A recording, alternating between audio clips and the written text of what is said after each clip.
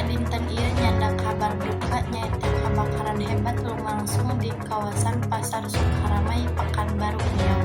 Dina poe Salasa tanggal 28 Mei 2025 isuk-isuk.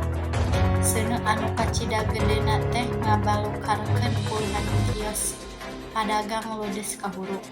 Dumasar kana katerangan saksi mata, seuneu mimiti katinggal sakitar jam 4 waktu Indonesia Barat ti salah sahiji kios di bagian tengah pasar. Kusabab di jero kiosna loba barang anu gampang kaduruk, seuneu gancang gedean ka kios-kios sejenna.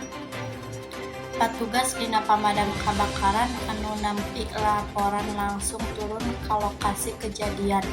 Sakitar 16 unit mobil damkar diterjunkeun pikeun mareuman seuneu sangkan teu ngalegaan ka pamukiman warga.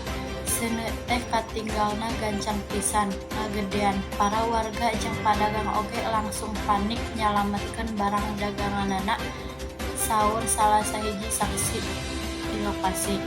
Can aya laporan ngeunaan korban jiwa dina ieu kajadian, nanging karugian ditaksir ngahontal miliaran rupiah. Panyebab pasti kabakaran masih diselidiki ku pihak kapolisian. Sanajan aya dugaan awal asalna tina arus pondok listrik.